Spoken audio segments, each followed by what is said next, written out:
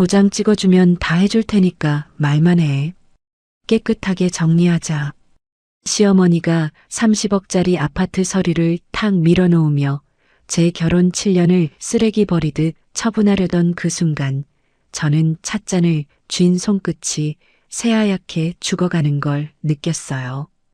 병원장 내연녀가 100배 낫다고, 애도 못 낳는 년이 살림이라도 똑바로 하라고, 7년을 개 취급해놓고 이제는 돈뭉치로 입을 틀어막겠다는 거였죠. 저는 흔쾌히 이혼 도장을 찍어줬습니다.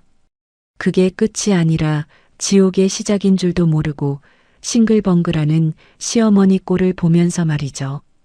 이 어이없고 웃긴 이야기를 여러분들한테 해보려고 합니다. 남편 태산의 양복을 세탁소에 맡기려고 주머니를 하나씩 뒤졌습니다. 바지 뒷주머니, 안주머니, 겉주머니. 접힌 종이 한 장이 손끝에 걸렸죠. 영수증이었습니다. 청담동 프렌치 레스토랑 2인 디너, 금액 48만 원. 날짜를 보는 순간 손가락 끝이 차가워졌어요. 그날은 태산이 부산 출장이라며 새벽 5시에 캐리어를 끌고 나간 날이었습니다. 저는 그 영수증을 한참 들여다봤어요. 글자가 흐려질 만큼 오래 쳐다봤는데 머릿속에서는 아무 생각도 나지 않았습니다. 그냥 손이 멈춰버린 것처럼, 시간이 잠깐 끊긴 것처럼 서 있었죠. 그날 밤이었습니다. 태산이 샤워실에 들어가고 물소리가 들리기 시작했을 때 저는 처음으로 남편의 휴대폰을 집어들었어요. 결혼하고 7년 단 한 번도 해본 적 없는 일이었습니다. 잠금을 풀고 카카오톡을 열었죠. 채아라는 이름이 대화 목록 맨 위에 있었습니다. 대화방을 눌렀어요. 하트가 수십 개 떠 있었고 사진도 있었고 다음 달 여행 약속까지 잡혀 있었습니다. 저는 휴대폰을 원래 자리에 내려놓고 거실 소파에 앉았어요. 손끝이 얼음처럼 차가웠습니다. 다음 날 아침 태산이 식탁에 앉았습니다. 제가 차린 된장찌개와 계란말이를 숟가락으로 떠먹으면서 아무렇지도 않은 얼굴로 말했어요. 태산이 국을 호호 불며 숟가락을 입에 넣었습니다. 주말에 어머니 댁 좀 다녀와. 김장 김치 가져다 드려. 알겠어. 저는 태산의 얼굴을 봤습니다. 저 표정으로, 저 목소리로 이 사람이 나에게 얼마나 많은 거짓말을 해왔을까. 처음으로 그걸 세어보려 했지만 셀 수가 없었어요. 그 주말 시어머니 댁에 혼자 갔습니다. 김장 김치통을 들고 현관문을 열자마자 시어머니 황복순의 목소리가 거실에서 날아왔죠. 왔어? 신발 가지런히 나. 맨날 그렇게 아무렇게나 벗어놓고. 네, 어머님. 김치 가져왔습니다. 시어머니가 부엌으로 들어오더니 김치통 뚜껑을 열고 코를 가까이 대며 냄새를 맡았습니다. 이것도 네가 담근 거야? 전문대 나온 티가 나. 김치도 제대로 못 담그면서. 죄송합니다, 어머님. 애도 못 낳으면서 살림이라도 제대로 해야지. 시집와서 하는 게 뭐야, 대체. 저는 고개를 숙이고 부엌 싱크대 앞에 섰습니다. 이 말을 듣는 게 7년째였어요. 익숙해진 건지, 무뎌진 건지, 아픈 건지도 잘 모르겠었습니다. 그런데 거실을 지나가다 눈에 걸리는 게 있었어요. 소파 옆 바닥에 놓인 쇼핑백이었습니다. 로고가 선명한 명품 매장 쇼핑백, 그 안에 리본이 달린 상자가 보였죠. 시어머니가 쓰는 물건은 아니었습니다. 누구 줄 선물일까? 저는 그 쇼핑백을 본 척 안 한 척 현관으로 향했습니다. 집에 돌아온 뒤였어요. 태산의 서재를 정리하다가 책상 서랍 안쪽에서 초대장 하나를 발견했습니다. 문채아 원장, 병원 개업을 축하합니다. 날짜를 보니 6개월 전이었죠. 6개월 전이면 태산이 갑자기 사업 투자건이 있다며 법인 통장에서 큰 돈을 뺀 때였습니다. 그때 저는 아무 의심 없이 도장을 찍어줬었어요. 퍼즐 조각이 맞춰지기 시작했습니다. 저는 안방 옷장 뒤에 있는 파일 박스를 꺼냈어요. 오래된 박스 안에는 카드 명세서 사본, 부동산 관련 우편물, 법인 서류 사본이 날짜 순으로 정리되어 있었습니다. 의심해서 모은 게 아니었어요. 택배 송장 정리하고 우편물 분류하고 카드 명세서 파일에 끼워두는 건 그냥 살림하는 사람의 습관이었을 뿐이죠. 며칠이 지났습니다. 태산의 외박이 잦아지던 어느 저녁, 저는 대학 동기 추소율에게 전화를 걸었어요. 소율아. 기쁨아. 왜 무슨 일이야? 목소리가 왜 그래? 나 이혼 상담 같은 거 받을 수 있어? 전화기 너머로 소율의 숨소리가 잠깐 멈췄습니다. 그리고 평소의 장난기가 싹 사라진 목소리가 들려왔죠. 기쁨아, 지금부터 내가 하는 말 하나하나 메모해. 펜 있지? 응. 외도 증거부터 말할게. 카드 명세서 있으면 꺼내. 법인 서류도. 네가 갖고 있는 거 전부 다. 소율의 목소리는 단단했습니다. 저는 식탁 위에 펜과 메모지를 꺼내놓고 소율이 불러주는 항목을 하나씩 적어 내려갔어요. 태산이 출장이라며 집을 비운 밤이었습니다. 저는 식탁 위에 카드 명세서를 펼치고 내연녀와 관련된 지출 내역에 형광펜을 그었어요. 시어머니 명의로 빠져나간 법인 자금의 흐름을 날짜별로 정리했습니다. 그 작업을 하면서 이상하게도 손이 떨리지 않았어요. 오히려 묘하게 차분했습니다. 그러다 하나를 발견했죠. 태산이 문채아의 병원에 법인 자금 8억 원을 보낸 내역이었습니다. 장부에는 의료 자문료라고 적혀 있었어요. 바로 소율에게 전화했습니다. 소율아, 8억이 의료 자문료로 나갔어. 문채아 병원으로. 소율이 볼펜을 탁 내려놓는 소리가 들렸습니다. 회사 돈을 자기 여자한테 갖다 바친 거야. 장부에는 사업비인 척 꾸며놓고. 기쁨아, 이거 하나만으로도 큰일 나는 거야. 저는 전화를 끊고 명세서를 다시 파일에 끼워 넣었습니다. 그날 밤 늦게 태산이 돌아왔어요. 현관문이 열리는 소리에 저는 이미 침대에 누워 있었습니다. 태산이 양복을 벗어 의자에 걸치는 소리가 들렸고 저는 일어나 그 양복을 행거에 걸어줬어요. 셔츠 깃에서 낯선 향수 냄새가 났습니다. 아무 말도 하지 않았어요. 이 결혼은 끝나가고 있었습니다. 하지만 그 끝을 결정하는 사람은 이번에는 제가 되어야 했어요. 저는 조용히 안방 문을 닫았습니다. 그로부터 일주일 뒤 평일 오전이었습니다. 설거지를 하고 있는데 휴대폰이 울렸어요. 화면에 시어머니라는 글자가 떠 있었죠. 네, 어머님. 오늘 점심때 청담동 나와. 찻집 보내줄 테니까. 네. 무슨 일이시? 일이 있으니까 나오라는 거지. 12시까지 와. 전화가 끊겼습니다. 시어머니가 저를 따로 부르는 일은 결혼하고 7년 동안 단 한 번도 없었어요. 손에 들고 있던 접시를 싱크대에 내려놓으면서 심장이 빠르게 뛰기 시작했습니다. 찻집에 도착하니 시어머니는 이미 자리에 앉아 있었어요. 창가 쪽 2인 테이블, 찻잔은 이미 하나 비워져 있었습니다. 어머님, 안녕하세요. 시어머니가 인사를 받지도 않고 턱으로 맞은편 의자를 가리켰습니다. 앉아. 저는 가방을 무릎 위에 올려놓고 앉았어요. 시어머니가 테이블 위로 서류 한 부를 밀어놓았습니다. 부동산 관련 서류였어요. 강남에 있는 아파트 서류였고 매수인 칸은 비어 있었습니다. 어머님, 이게... 시어머니가 찻잔을 내려놓으며 입을 열었습니다. 태산이한테 여자 있는 거 알지? 심장이 쿵 내려앉았지만 저는 표정을 바꾸지 않았어요. 네. 그래, 알면 됐고. 내가 오늘 솔직하게 말할게.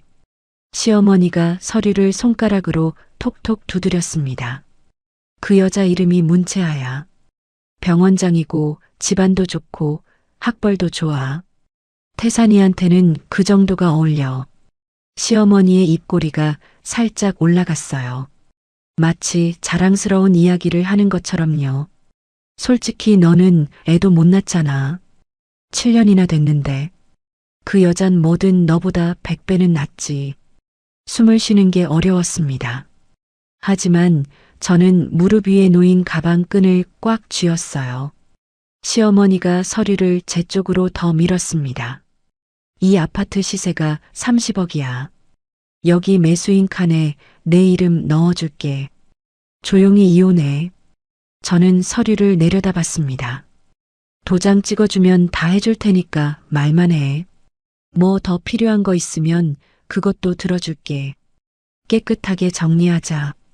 시어머니의 말투는 마치 물건값을 흥정하는 것 같았어요. 제 결혼 생활 7년에 가격표를 딱 붙여놓은 것 같았죠. 눈앞이 하얘졌습니다. 찻잔을 쥔 손이 떨렸어요. 그 순간 소율의 목소리가 머릿속에 떠올랐습니다. 절대 감정적으로 반응하지 마. 저쪽이 카드를 다 보여줄 때까지 기다려. 저는 떨리는 손을 무릎 위에 내려놓고 숨을 깊이 들이마셨습니다. 하나, 둘, 셋. 그리고 고개를 들어 시어머니를 똑바로 봤어요. 알겠습니다, 어머님. 이혼하겠습니다. 시어머니의 눈이 커졌습니다. 입이 벌어지다가 다시 다물어졌어요. 분명히 제가 울거나 매달리거나 소리를 지를 거라고 생각했을 겁니다. 시어머니가 헛기침을 하며 표정을 수습했습니다. 그래, 역시 현명하네. 잘 생각했어. 현명하다. 시어머니가 저에게 그 말을 한 건 오늘이 처음이었어요. 7년 동안 전문대 출신이라고 살림도 못한다고 애도 못 낳는다고 깎아내리기만 했던 사람 입에서 나온 첫 번째 칭찬이 이혼에 동의한 순간이라니. 저는 서류를 가방에 넣으며 말했습니다. 확인해 보겠습니다. 내용 살펴보고 연락드릴게요. 그래, 빨리 정리하자. 서로 좋게. 저는 일어서서 인사하고 찻집을 나왔어요. 문을 나서자마자 소율에게 전화를 걸었습니다. 손가락이 떨려서 번호를 2번이나 잘못 눌렀어요. 소율아. 기쁨아. 왜? 무슨 일이야? 시어머니가 방금 나한테 30억짜리 아파트 줄 테니까 이혼하래. 뭐? 시어머니가 직접? 응. 문채아라는 여자가 있는 거 인정하면서 그 여자가 태산이한테 어울린다고. 나한테는 아파트 주고 입 막으려는 거야. 소율이 잠깐 침묵했다가 낮은 목소리로 말했습니다.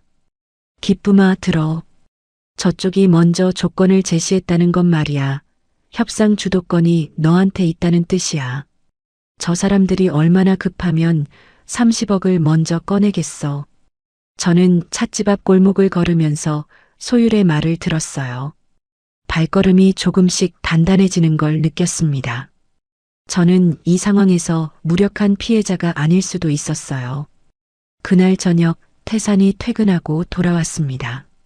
거실에서 넥타이를 풀면서 어색한 표정을 지었어요. 어머니한테 들었어.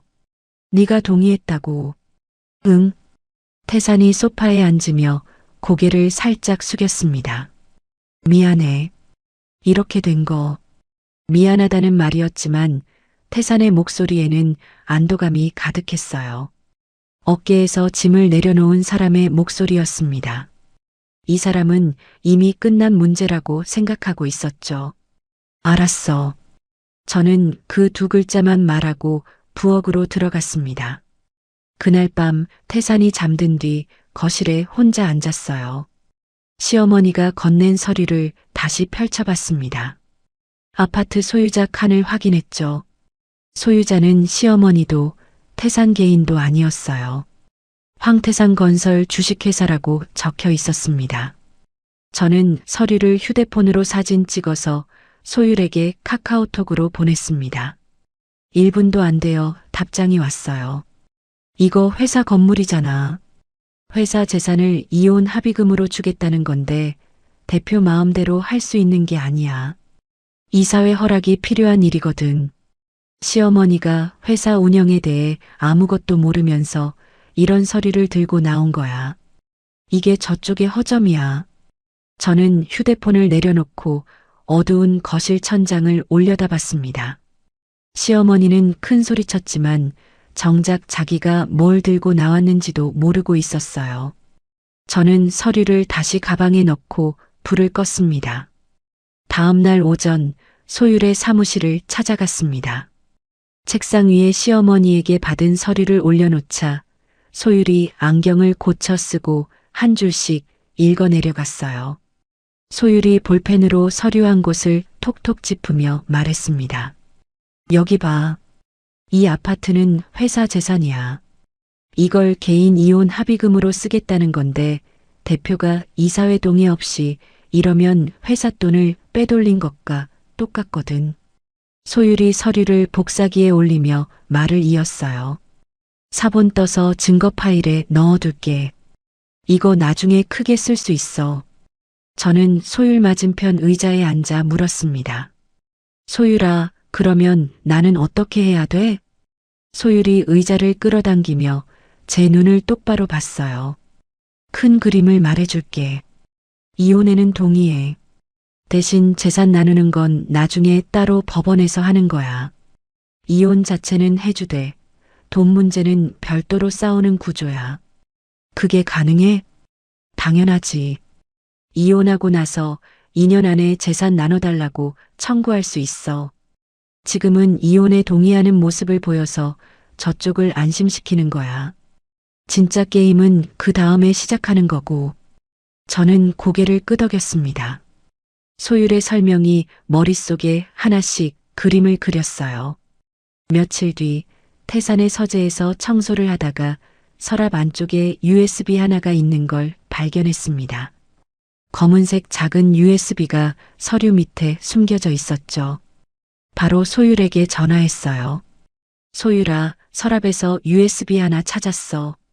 이거 복사해도 돼? 소율이 단호하게 말했습니다. 안 돼. 남편이라도 상대 개인 저장 장치를 몰래 복사하면 나중에 법적으로 문제돼. 대신 컴퓨터에 꽂아서 파일 이름이랑 폴더 구조만 휴대폰으로 사진 찍어. 안에 뭐가 있는지 목록만 확보하는 거야. 저는 소율이 시킨 대로 했습니다. USB를 컴퓨터에 꽂고 폴더를 열었어요.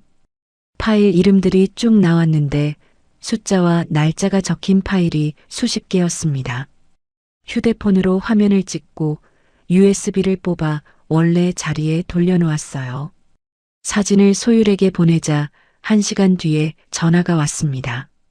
기쁨아, 이거 이중 장부 파일이야. 파일 이름만 봐도 딱 보여. 회사 장부를 2개로 나눠서 관리한 흔적이야.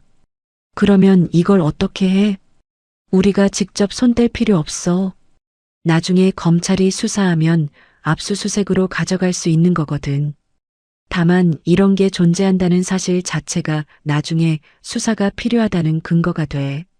저는 전화를 끊고 서재 문을 닫았습니다. 2주가 지났어요.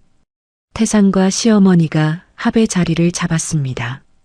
태산 회사 근처 식당 룸이었죠. 문을 열고 들어가니 긴 테이블 한쪽에 시어머니, 태산, 그리고 정장을 입은 남자 한 명이 앉아 있었습니다. 태산 측 변호사였어요. 시어머니가 자리를 가리키며 말했습니다. 앉아. 오래 안 걸릴 거야.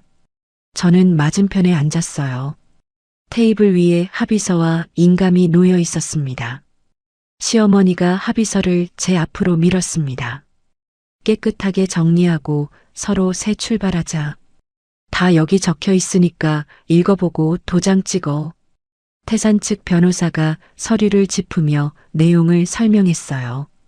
간단히 말씀드리면 30억 상당 아파트 명의를 이전해드리는 대신 위자료나 재산 관련 추가 요구는 없는 걸로 하고 이혼 사유는 성격 차이로 기재합니다. 저는 합의서를 처음부터 끝까지 읽었습니다. 소율이 미리 알려준 대로 한 글자도 빠뜨리지 않고 꼼꼼히요. 시어머니가 살짝 짜증 섞인 표정으로 말했습니다. 뭘 그렇게 오래 봐. 다 좋은 조건이야. 저는 읽기를 마치고 펜을 들었습니다. 서명란에 이름을 적었어요. 손에 떨림이 없었습니다. 시어머니가 만족스러운 표정으로 찻잔을 들었습니다. 잘했어. 앞으로 좋은 사람 만나. 태산이 고개를 살짝 숙이며 짧게 말했어요. 고생했어. 저는 두 사람을 바라봤습니다. 이 합의서에 얼마나 큰 구멍이 있는지 이 두 사람은 전혀 모르고 있었어요. 식당을 나오자마자 합의서 사본을 휴대폰으로 찍어 소율에게 보냈습니다. 답장이 바로 왔어요. 회사 재산으로 개인 합의금 준다는 문구가 그대로 있네. 이게 나중에 결정적 증거가 돼. 이제 법원에서 이혼 확인받고 한 달 숙려기간 지나면 이혼 신고 가능해. 그 사이에 재산 나누는 소송 준비하자. 저는 휴대폰을 가방에 넣고 길을 걸었습니다. 그날 밤 집에 돌아와 결혼 앨범을 꺼냈어요. 신혼여행 사진에서 손이 멈췄습니다. 활짝 웃고 있는 제 얼굴이 보였죠. 눈물이 흘러내렸습니다. 배신이 분해서가 아니었어요. 돌려받을 수 없는 시간이 아까워서였습니다. 한참을 울고 나서 앨범을 닫았어요. 그리고 안방에서 파일 박스를 꺼내 식탁 위에 올려놓았습니다. 다음 날 아침 소율의 사무실에서 소송 서류를 검토하고 있었어요. 소율이 컴퓨터 화면을 돌려 보여주며 말했습니다. 새로 알아낸 거 있어. 태산이 문채아 이름으로 제주도에 펜션 한 채를 샀더라. 등기부등본 열어봤거든. 매입 자금도 법인 계좌에서 나간 것 같아. 제주도 펜션까지? 소율이 화면을 가리키며 고개를 끄덕였습니다. 회사 돈으로 여자친구한테 부동산 선물한 거지. 8억 송금의 펜션까지. 이 정도면 충분해. 소율이 의자를 뒤로 밀며 말했어요. 이혼 신고 들어가면 저쪽은 다 끝난 줄 알 거야. 그때가 진짜 시작이야. 저는 가방에서 파일 박스를 꺼내 소율의 책상 위에 올려놓았습니다. 이게 살림만 한 사람이 모은 거야. 소율이 파일을 한 장씩 넘겼어요. 카드 명세서, 우편물, 법인 서류 사본. 날짜 순으로 빈틈없이 정리된 종이들을 한참 보다가 소율이 고개를 들었습니다. 소율의 눈가가 빨개져 있었어요. 이거면 충분해, 기쁨아. 법원에서 협의 이혼 의사 확인을 받고 한 달간의 숙려기간이 지났습니다. 이혼 신고서가 수리된 날 저는 태산의 집에서 짐을 뺐어요.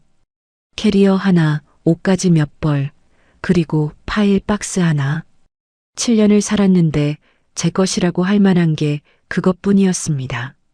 소율이 미리 알아봐준 원룸에 짐을 들여놓고 그 다음 날 바로 서울가정법원으로 향했어요.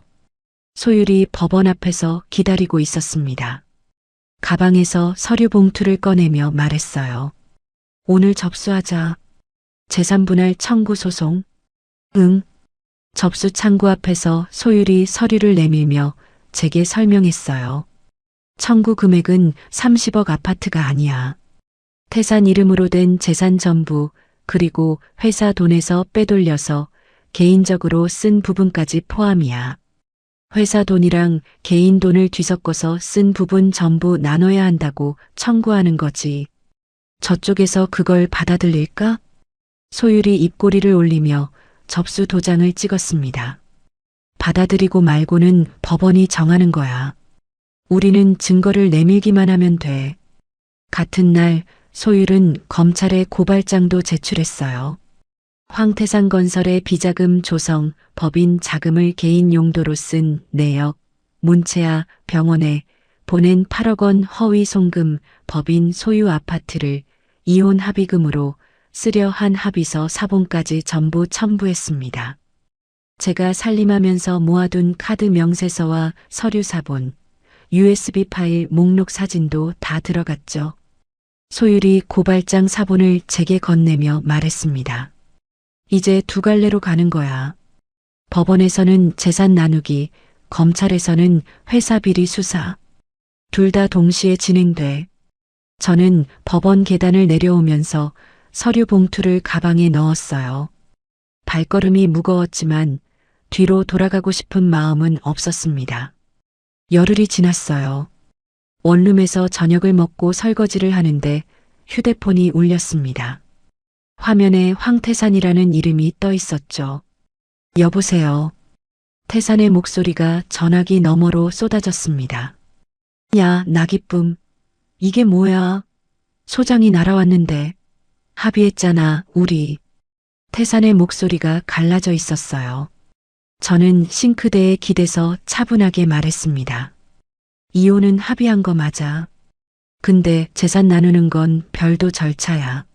내 변호사한테 확인해봐. 뭐? 지금 나한테 이러는 거야? 고분고분 도장 찍어놓고 이제 와서? 나는 이혼에 동의한 거지.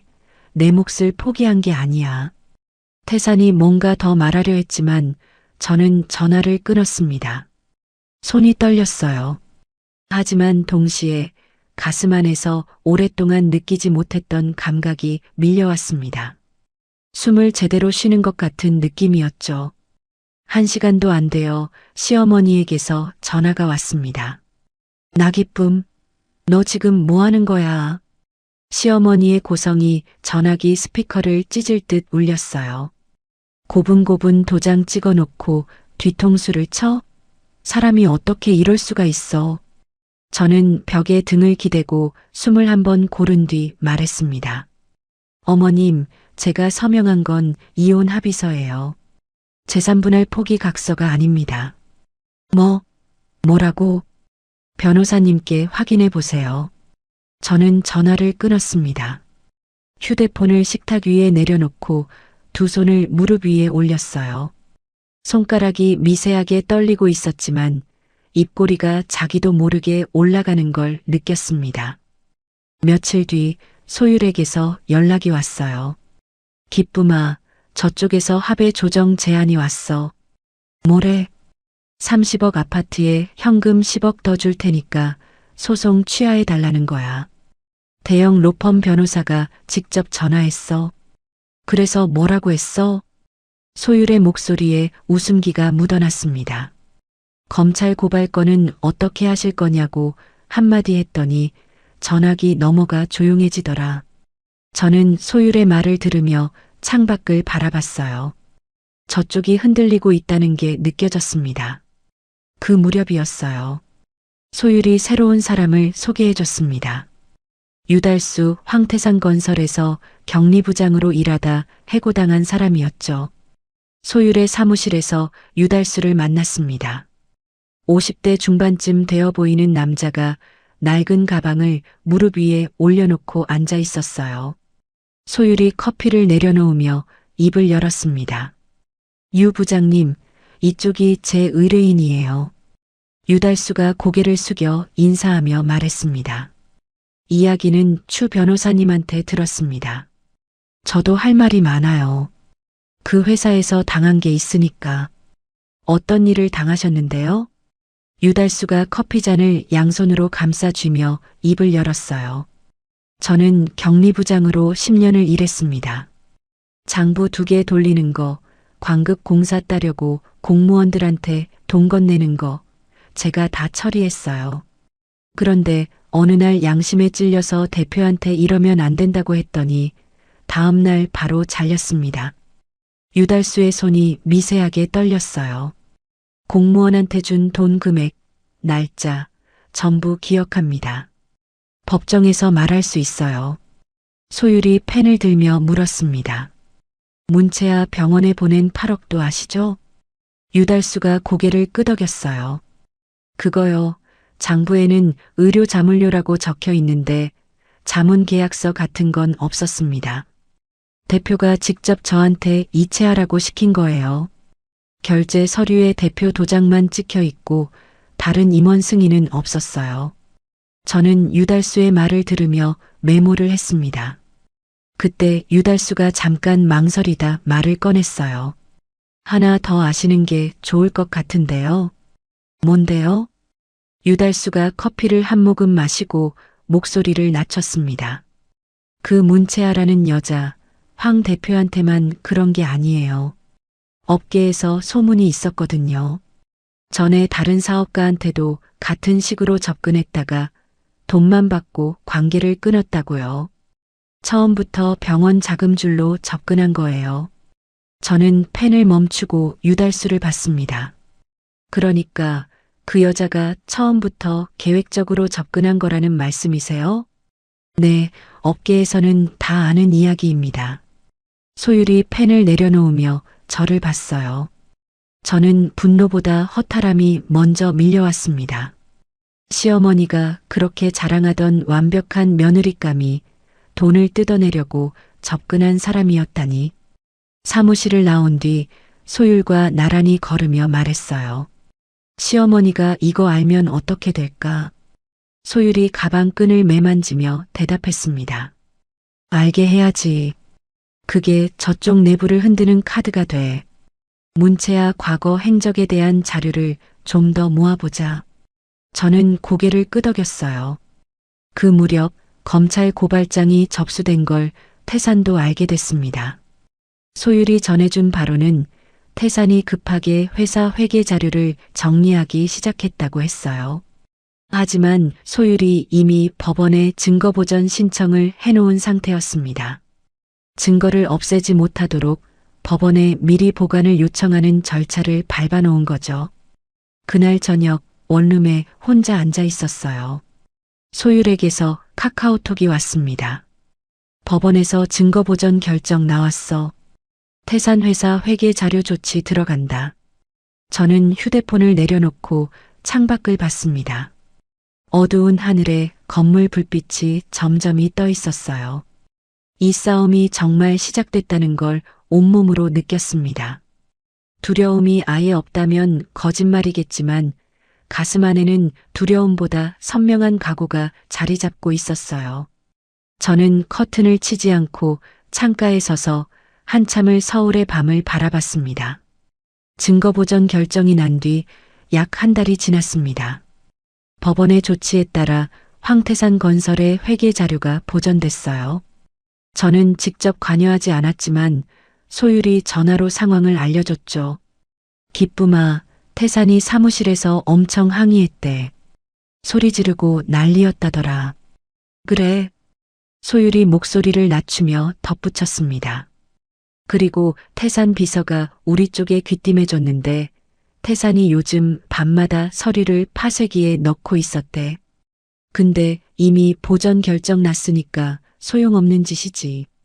저는 전화를 끊고 식탁 위에 턱을 괴었어요. 태산이 밤마다 파쇄기를 돌리는 모습이 머릿속에 그려졌습니다. 한때 제 남편이던 사람이 지금 그렇게 쫓기고 있다는 게 이상하게도 실감이 나지 않았어요. 그 주 수요일 오후였습니다. 원룸에서 빨래를 널고 있는데 초인종이 울렸어요. 누가 올 시간이 아니었죠. 현관 화면을 보니 시어머니 황복순이 서 있었습니다. 문을 여는 순간 시어머니가 현관 안으로 반발짝 들어서며 소리쳤어요. 너 진짜 태산이를 완전히 망치려고 작정한 거야. 시어머니의 눈이 벌겋게 부어 있었습니다. 울다 온 얼굴이었어요. 어머님, 여기가 어디라고 이렇게 오셨어요. 어디긴 어디야. 네가 검찰에 고발까지 했다며. 아들을 감옥에 보내려고. 시어머니가 현관벽을 손바닥으로 탁 쳤습니다. 저는 한 발짝 물러서지 않고 현관에 선 채로 말했어요.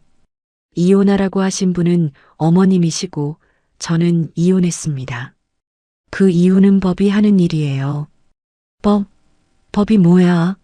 네가 가만히 있으면 될 걸 왜 이렇게까지 하는 거야? 시어머니의 목소리가 복도까지 울렸습니다. 저는 현관 위쪽에 달린 소형 카메라의 빨간 불빛을 확인했어요. 녹화되고 있었습니다. 어머님, 저는 더 드릴 말씀이 없습니다. 돌아가세요. 시어머니가 뭔가 더 말하려다 입을 다물었어요. 제 시선이 카메라 쪽을 향한 걸 눈치챈 것 같았습니다. 시어머니는 코를 훌쩍이며 몸을 돌렸고 엘리베이터 쪽으로 발을 끌며 걸어갔어요. 문을 닫고 나서 다리에 힘이 풀렸습니다. 현관 바닥에 주저앉아 한참을 가만히 있었어요. 화장실로 들어가 거울 앞에 섰습니다. 거울 속에 제 얼굴을 봤어요. 볼이 움푹 들어가 있었고 눈밑이 거무스름했습니다. 내가 너무 잔인한 건 아닌가. 그 생각이 가슴을 짓눌렀어요. 소율에게 전화를 걸었습니다. 소율아, 왜? 무슨 일이야? 목소리가 왜 그래? 시어머니가 방금 다녀갔어. 울면서 왜 이러냐고. 기쁨아, 나 이거 계속해도 되는 거야? 내가 너무 심한 거 아니야? 소율이 잠깐 침묵했다가 단단한 목소리로 말했습니다. 기쁨아, 잘 들어. 잔인한 건 너를 7년 동안 투명인간 취급한 사람들이야. 전문대 출신이라고 무시하고 애 못 낳는다고 모욕하고 내 연녀한테 돈 퍼주면서 너한테는 도장이나 찍으라고 한 사람들이 잔인한 거지. 네가 아니야. 저는 전화기를 귀에 대고 아무 말도 못했어요. 소율의 말이 맞다는 걸 알면서도 가슴 한쪽이 무거웠습니다. 알았어. 고마워. 쉬어. 오늘은 아무것도 하지 마. 전화를 끊고 거실 바닥에 앉았어요. 창밖이 어두워질 때까지 그 자리에 있었습니다. 그 주 금요일이었어요. 소율에게서 뜻밖의 연락이 왔습니다. 기쁨아, 오늘 사무실에 사람 하나가 찾아왔어. 문채아 병원에서 일하는 간호사래. 간호사? 정미양이라는 사람인데 원장이 시키는 일을 더 이상 못 참겠다면서 제보하겠다고 왔어. 저는 소파에서 몸을 일으키며 물었습니다. 뭐래? 소율의 목소리에 힘이 들어갔어요. 문채아가 태산한테 받은 돈을 친오빠 이름으로 된 계좌로 빼돌리고 있었대. 병원 확장한다는 건 핑계였고 돈을 가족한테 빼돌린 거야. 저는 입술을 꽉 깨물었습니다. 그러니까 병원 투자도 거짓말이었다는 거야? 응. 처음부터 돈만 빼낼 생각이었던 거지. 전화를 끊고 나서 저는 한참을 창밖을 봤어요. 시어머니가 그렇게 자랑하던 병원장, 집안 좋고 학벌 좋다던 그 여자가 처음부터 돈을 뜯어내려고 접근한 사기꾼이나 다름없었습니다. 소율은 이 정보를 전략적으로 활용하기로 했어요. 정미양의 제보 내용을 태산 측 변호사에게 슬쩍 흘린 거죠. 태산이 문채아에게 속았다는 걸 깨닫게 해서 저쪽 내부에 균열을 만드는 게 목적이었습니다. 약 2주 뒤 소율에게서 연락이 왔어요. 기쁨아, 태산이 문채아한테 투자금 돌려달라고 했대. 그래서 문채아가 병원 운영에 다 썼다고 버텼는데 태산이 송금 내역 들이밀었더니 엄청 싸웠대. 문채아가 소리 지르면서 자리를 떠났다더라. 저는 고개를 끄덕이며 들었습니다. 태산과 문채아 사이에 금이 가기 시작한 거였어요. 시어머니한테도 변화가 생겼다고 했습니다. 문채아가 태산 연락을 안 받기 시작하니까 시어머니가 직접 문채아한테 전화를 건 모양이에요. 소율이 태산 비서에게 들은 이야기를 전해줬습니다. 시어머니가 문채아한테 전화했더니 문채아가 뭐라고 했는 줄 알아? 뭐래? 이제 정리할 때가 된 것 같아요. 그 한마디만 하고 끊었대. 저는 눈을 감았어요. 시어머니가 완벽한 새 며느리감이라고 치켜세우던 그 여자가 전화 한 통으로 시어머니를 잘라버린 거였습니다. 시어머니는 태산에게 전화해서 그 여자가 대체 뭐냐며 또 소리를 질렀다고 했어요. 저쪽이 안에서부터 무너지고 있었습니다. 그 와중에 법원에서 재산분할 소송 첫 기일이 잡혔어요. 소율이 사무실에서 저와 마주 앉아 최종 전략을 점검했습니다. 첫 기일에서 승부 보는 건 아니야. 우리가 얼마나 준비됐는지 보여주는 자리야. 그 충격이 저쪽을 합의 테이블로 끌고 오는 힘이 되는 거지. 알겠어. 소율이 서류 바인더를 제 앞에 놓으며 말했어요. 오늘 이거 집에 가져가서 한 번 더 읽어봐. 내일 재판이니까. 저는 바인더를 가방에 넣고 원룸으로 돌아왔습니다. 식탁에 앉아 서류를 한 장씩 넘겼어요. 증거 목록 사이에 사진 한 장이 끼어 있었습니다. 태산이 문채아와 함께 찍은 사진이었어요. 제주도 펜션 앞에서 나란히 서 있었고 문채아가 태산의 팔짱을 끼고 웃고 있었습니다. 태산의 손목에는 시계가 채워져 있었어요. 제가 결혼기념일에 선물한 시계였습니다. 저는 그 사진을 한참 들여다봤어요. 아무 감정도 느끼지 못할 줄 알았는데 가슴 어딘가가 쓰렸습니다. 사진을 서류 사이에 다시 끼워 넣고 바인더를 닫았어요. 재판 당일 아침이었습니다.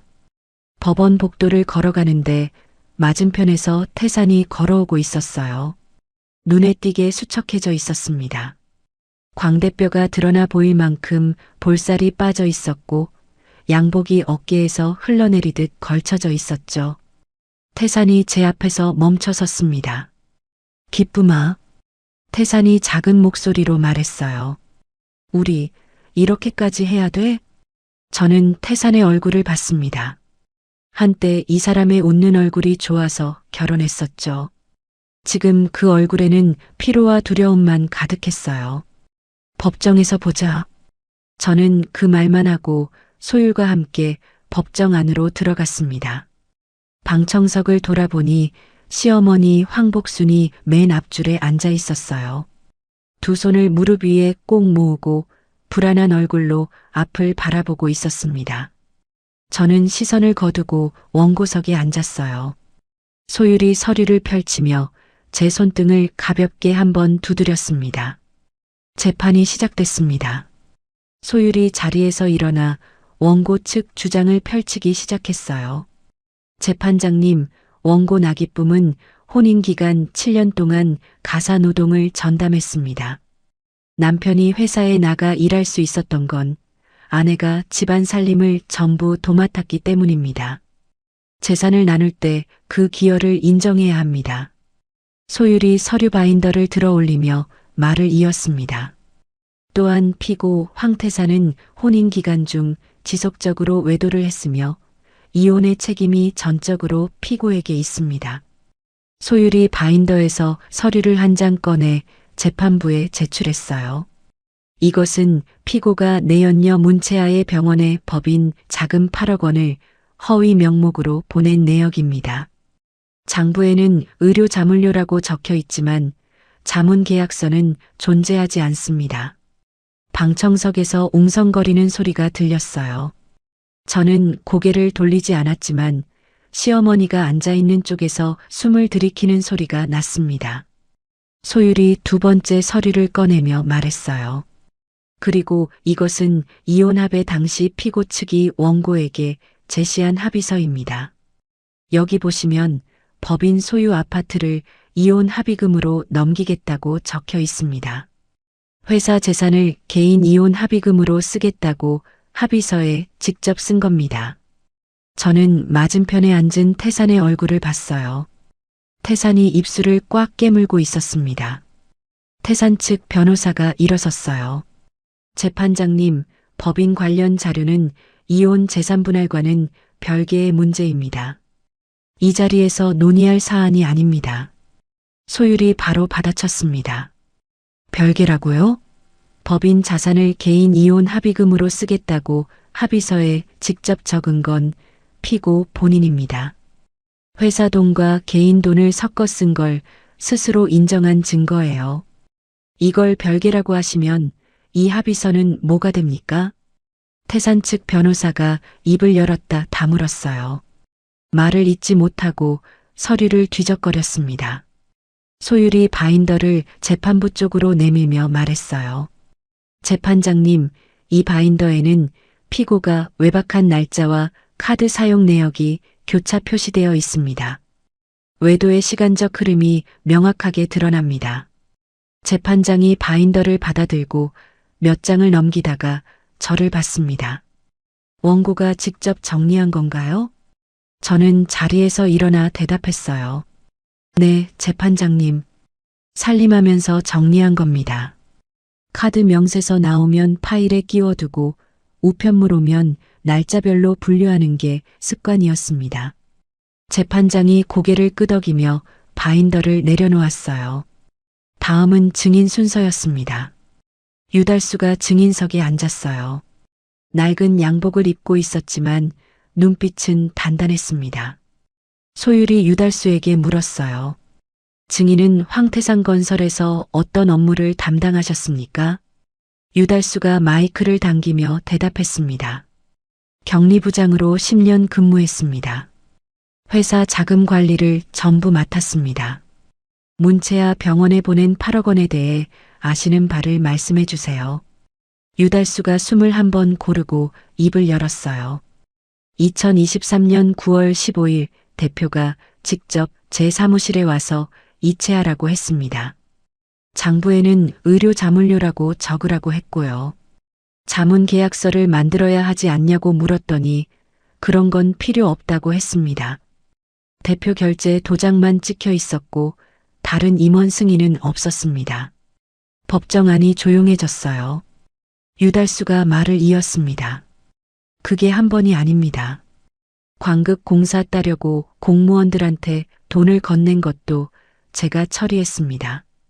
2022년 3월에 5천만 원, 같은 해 8월에 3천만 원, 2023년 1월에 7천만 원. 전부 제가 현금으로 인출해서 대표한테 전달했습니다. 태산의 얼굴이 하얗게 변했어요. 태산이 몸을 앞으로 기울이며 뭔가 말하려 했지만 태산 측 변호사가 태산의 팔을 잡아 제지했습니다. 유달수가 마지막으로 덧붙였어요. 제가 이걸 문제 3자 다음 날 해고 통보를 받았습니다. 10년 일하고 하루아침에 잘렸습니다. 증인 신문이 끝났어요. 태산 측 변호사가 급히 태산에게 몸을 기울여 귓속말을 나눴습니다. 두 사람이 한참을 속삭이더니 태산 측 변호사가 일어섰어요.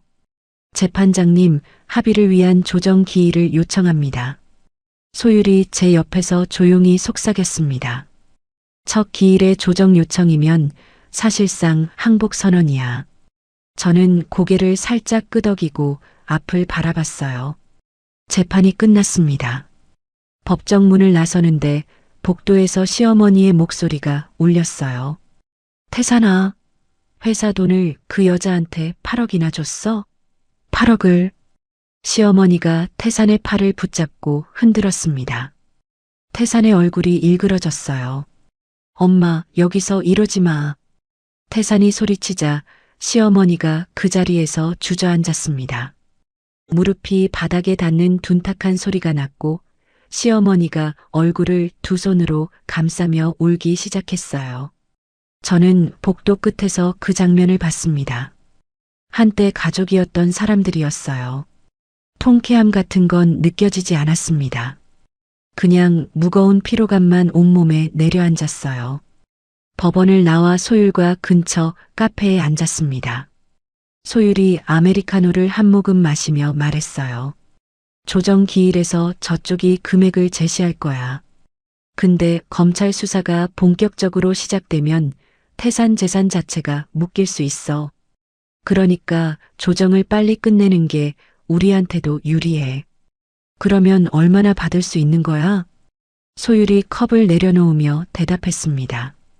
아까 법정에서 본 것처럼 저쪽이 완전히 밀렸잖아. 우리가 원하는 조건에 가깝게 끌어올 수 있을 거야. 저는 커피를 두 손으로 감싸쥐고 한참 가만히 있었어요. 소율아, 이게 끝나면 나 뭐 하고 싶은지 모르겠다. 소율이 제 얼굴을 보며 살짝 웃었습니다. 그건 끝나고 천천히 생각해도 돼. 카페를 나와 원룸으로 돌아왔어요. 가방을 내려놓고 소파에 앉았는데 휴대폰이 울렸습니다. 모르는 번호였어요. 여보세요? 나기쁨 씨죠? 저 문채아예요. 심장이 한번 크게 뛰었습니다. 저는 휴대폰을 꽉 쥐고 대답했어요. 네, 맞아요. 문채아의 목소리는 예상과 달리 차분했습니다. 만나서 할 말이 있는데 시간 되세요? 저는 잠깐 망설였어요. 그리고 입을 열었습니다. 좋아요. 전화를 끊자마자 소율에게 카카오톡을 보냈습니다. 문채아한테 전화 왔어. 만나자고 해. 소율의 답장이 바로 왔어요. 만나. 대신 대화 내용 기록할 수 있게 준비해. 내가 방법 알려줄게. 이틀 뒤 강남의 한 호텔 라운지에서 문채아를 만났습니다. 창가 쪽 소파에 다리를 꼬고 앉아 있는 여자가 보였어요. 화면에서 봤던 것보다 훨씬 날카로운 인상이었습니다.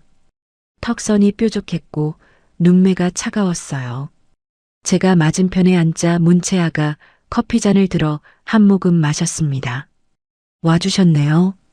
할 말이 있다고 했잖아요. 뭔데요?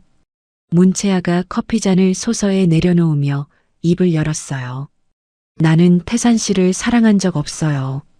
병원 자금이 필요했고 태산 씨도 나를 데리고 다니면서 이용한 거예요. 서로 이용한 관계였죠. 저는 아무 말 없이 문채아의 얼굴을 봤습니다. 문채아가 말을 이었어요.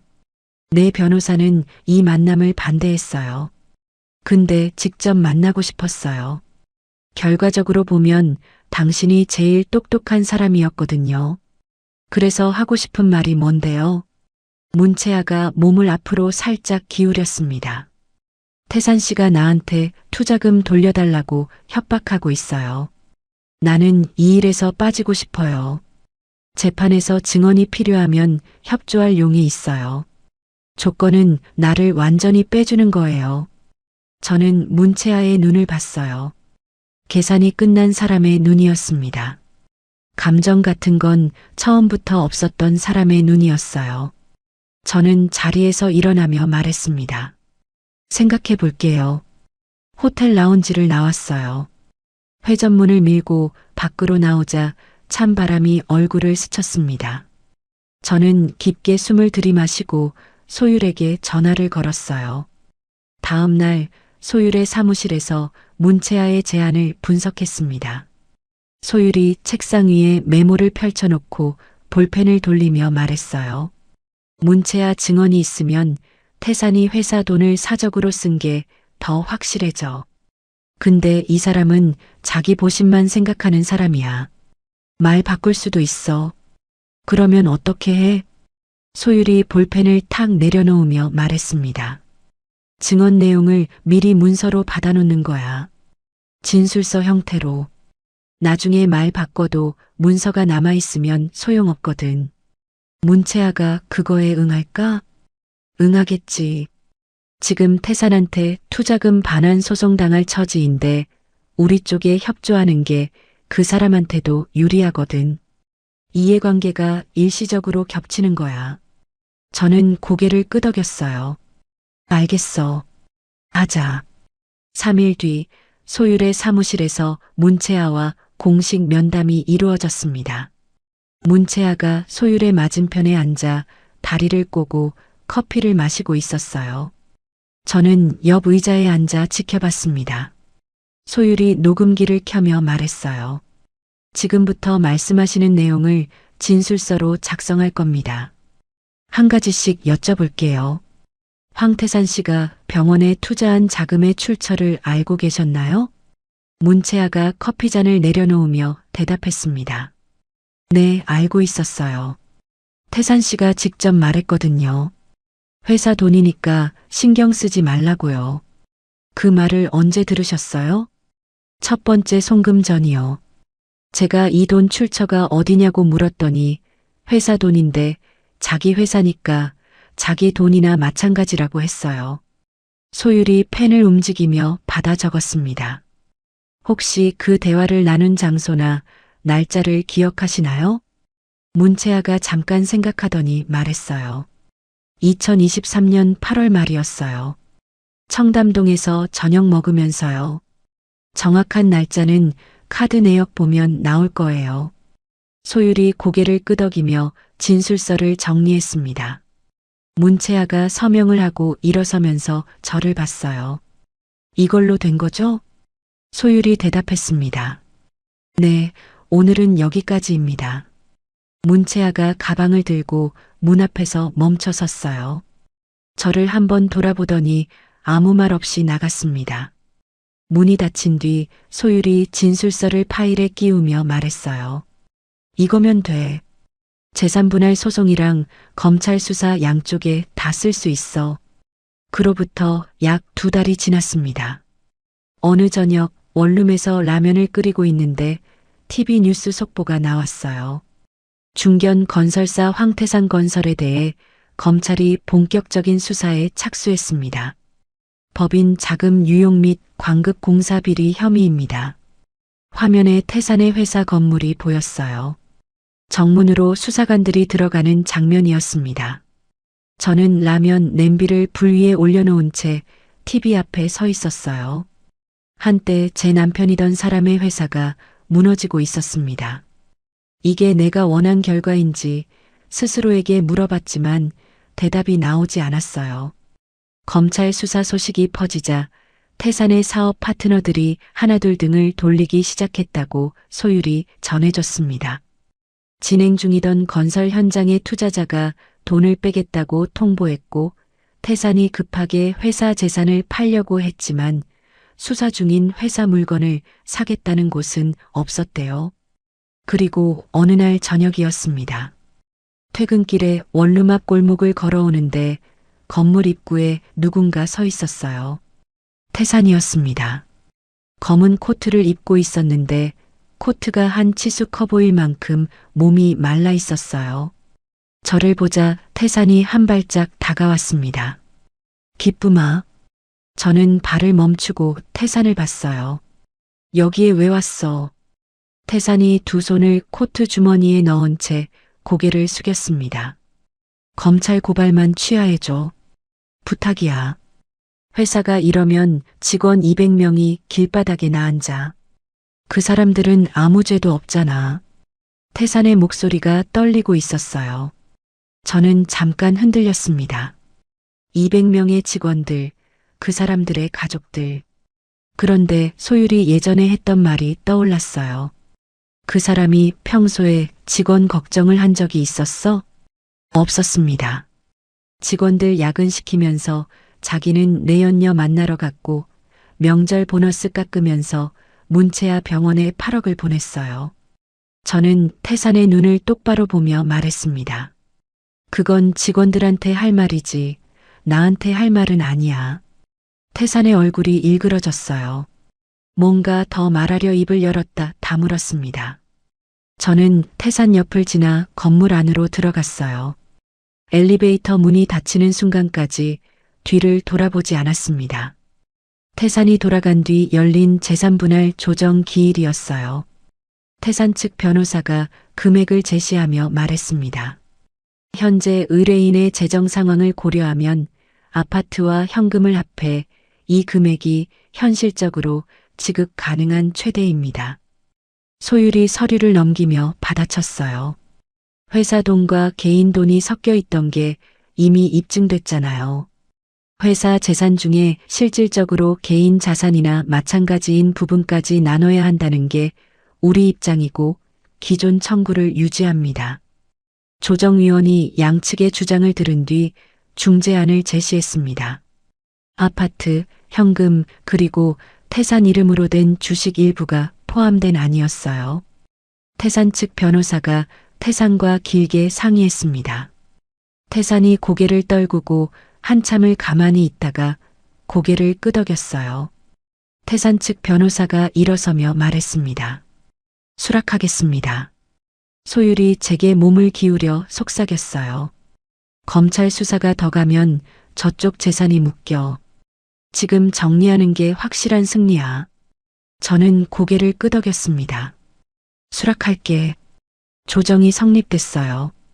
법원 로비로 나오는데 벤치에 시어머니가 혼자 앉아 있는 게 보였습니다. 지나치려 했어요. 기쁨아. 시어머니의 목소리에 발이 멈췄습니다. 돌아봤어요. 시어머니가 고개를 들었는데 지난 몇 달 사이 몰라보게 늙어 있었습니다. 눈 밑에 깊은 그림자가 내려앉아 있었고 입술이 바짝 말라 있었어요. 그때 찻집에서 그러지 말았어야 했어. 저는 시어머니를 바라봤습니다. 그 말이 진심인지 그냥 후회인지 판단할 수 없었어요. 7년 동안 전문대 출신이라고 애 못 낳는다고 깎아내리던 사람이었습니다. 건강 챙기세요. 저는 그 말만 하고 돌아섰어요. 호칭을 붙이지 않았습니다. 더 이상 어머님이라고 부를 사이가 아니었으니까요. 그 주에 문채아에게서 마지막 카카오톡이 왔어요. 태산 씨가 결국 저한테 투자금 반환 소송 걸었어요. 제가 알아서 할 테니 신경 쓰실 필요 없어요. 자격은 없지만 대단한 사람이에요. 저는 그 메시지를 읽고 한참을 화면을 봤어요. 답장은 하지 않았습니다. 대화방을 나갔어요. 그날 밤 소율이 보내준 최종 조정조서 사본을 식탁 위에 펼쳐놓고 읽었습니다. 서류에 적힌 숫자를 한 줄씩 눈으로 따라갔어요. 이 긴 싸움이 끝났다는 게 실감이 나지 않았습니다. 승리감 같은 건 없었어요. 텅 빈 고요함만 가슴 안에 있었습니다. 창밖으로 서울의 야경이 보였어요. 신혼 때 태산과 함께 바라보던 것과 같은 도시였는데 완전히 다른 풍경처럼 느껴졌습니다. 저는 서류를 접어 파일에 넣고 불을 끄고 침대에 누웠어요. 천장을 바라보며 숨을 천천히 내쉬었습니다. 조정이 확정되고 2달이 지났습니다. 소율의 도움으로 재산 이전 절차를 하나씩 마무리했어요. 마지막으로 아파트 명의가 제 이름으로 바뀐 등기부등본을 받아든 날이었습니다. 소율의 사무실에서 서류를 건네받았어요. 소율이 팔짱을 끼고 웃으며 말했습니다. 이거 액자에 넣어서 거실에 걸어둬. 저는 웃지 못했어요. 서류를 가방에 조용히 넣으며 생각했습니다. 이건 전리품이 아니에요. 지나간 시간의 정산서였습니다. 고마워, 소율아. 뭘? 밥이나 사. 소율이 제 어깨를 한번 툭 치며 사무실 문을 열어줬어요. 같은 시기 태산은 검찰 조사를 받았습니다. 법인 자금을 개인 용도로 쓴 혐의, 뒷돈을 주고받은 혐의로 재판에 넘겨졌다는 뉴스가 나왔어요. 저녁에 TV를 켰다가 뉴스 화면에 태산이 나왔습니다. 검찰청 계단을 내려오고 있었어요. 고개를 숙이고 카메라 플래시를 피하는 모습이었죠. 한때 중견 건설사 대표라는 타이틀로 골프장을 누비고 사교 모임에서 명함을 돌리던 사람이었습니다. 저는 TV를 껐어요. 더 이상 이 사람의 이야기가 제 이야기의 일부가 아니었습니다. 경제적으로 안정된 뒤 가장 먼저 한 일이 있었어요. 학원 등록이었습니다. 전문대 졸업하고 작은 회사에 취직했다가 결혼하면서 그만뒀죠. 그 뒤로 한 번도 다시 잡지 못했던 공부를 시작하기로 했어요. 학원 건물 앞에 섰을 때 시어머니 목소리가 귓가에 스쳤습니다. 전문대 나온 티가 나. 전문대 출신이 뭘 안다고. 7년 동안 들었던 그 말이 이제는 수치스럽지 않았어요. 오히려 이 문을 열게 만드는 힘이 되고 있었습니다. 저는 긴장과 설렘이 뒤섞인 채로 학원 문을 밀고 들어갔어요. 어느 날 오후 오랜만에 소율과 점심을 먹었습니다. 강남역 근처 국밥집에 마주 앉았어요. 소율이 국밥에 깍두기를 넣으며 말했습니다. 시어머니 요즘 매일 법원 다닌대. 태산 재판 때문에. 그래. 문채아는 병원 정리하고 지방으로 내려갔다더라. 소문이야, 소문. 저는 국밥을 한 숟가락 떠먹으며 들었어요. 한때 제 인생을 통째로 뒤흔들었던 사람들이었습니다. 지금은 각자의 결과를 감당하며 살아가고 있었어요. 이상하게도 분노도 통쾌함도 아무것도 느껴지지 않았습니다. 그냥 담담했어요. 이제 그 사람들 이야기는 됐어. 뭐 먹을지 고르자. 후식 뭐 먹을래? 소율이 숟가락을 내려놓고 갑자기 진지한 표정을 지었어요. 기쁨아. 왜? 내 파일 박스 처음 봤을 때 나 진짜 울었거든. 저는 소율을 봤습니다. 소율의 눈가가 약간 붉어져 있었어요. 네가 얼마나 외로웠으면 그걸 그렇게 정리했을까 싶었어. 카드 명세서를 날짜 순으로 끼워 놓고 우편물을 분류해 놓고 아무도 안 봐주는데 혼자서 그냥 살림이었어. 대단한 게 아니야.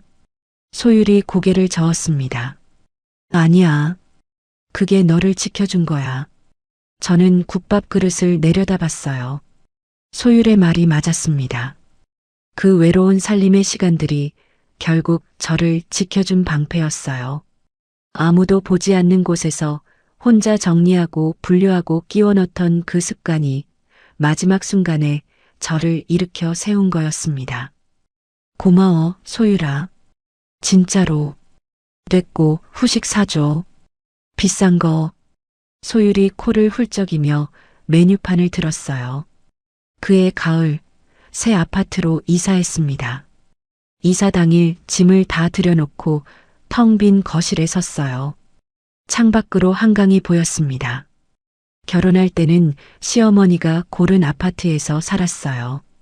시어머니가 정한 가구 배치, 시어머니가 골라준 커튼, 시어머니가 정해준 일상. 이 집은 달랐습니다. 제가 고르고 제가 결정한 공간이었어요. 가슴 깊은 곳에서부터 뭔가 벅찬 게 올라왔습니다. 이사 박스를 정리하다가 안방 구석에서 그 파일 박스가 나왔어요. 이사할 때 같이 온 거였습니다. 카드 명세서, 우편물 기록, 법인 서류 사본이 빼곡히 들어 있었죠. 박스를 열고 한 장씩 넘겼어요. 형광펜으로 밑줄 그은 명세서, 날짜를 적어 놓은 메모지, 우편물 봉투. 한 장 한 장이 지나간 시간의 무게를 담고 있었습니다. 이것들을 더 이상 가지고 있을 이유가 없었어요. 저는 한참을 망설이다 파쇄기를 꺼냈습니다. 파일을 하나씩 넣었어요. 종이가 잘려나가는 소리가 방 안을 채웠습니다.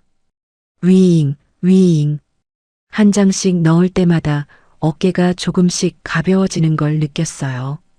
파쇄기가 멈춘 뒤 텅 빈 박스 바닥에 사진 한 장이 남아 있었습니다. 결혼식 날 사진이었어요. 부케를 들고 활짝 웃고 있는 제 모습이었습니다. 사진을 뒤집었어요. 제 글씨가 적혀 있었습니다. 나 기쁨, 이름처럼 기쁘게 살자. 저는 그 사진을 한참 바라봤어요. 파쇄기에 넣지 않았습니다. 새 책장 위에 올려놓았어요. 다음 날 아침, 새 집에서의 첫 아침이었습니다. 직접 내린 커피를 들고 거실 창가에 섰어요. 한강 위로 햇살이 퍼지고 있었습니다. 누군가의 아내, 누군가의 며느리, 누군가의 전문대 출신 집사람. 그 이름들 뒤에 가려져 있던 사람이 있었어요. 나기쁨. 그 사람이 이제야 자기 이름으로 서 있었습니다. 저는 커피를 한 모금 마셨어요. 따뜻했습니다. 휴대폰에 카카오톡 알림이 떴어요. 소율이었습니다. 새집 첫 아침 어때? 저녁에 집들이 하자. 와인 들고 갈게. 저는 웃으며 답장을 보냈습니다. 와인 말고 치킨. 휴대폰을 식탁에 내려놓고 다시 창가로 갔어요. 아침 햇살이 한강 위에서 반짝이고 있었습니다. 저는 커피잔을 두 손으로 감싸 쥐고 그 풍경을 바라봤어요. 이제야 비로소 제 이야기가 시작되는 것 같았습니다.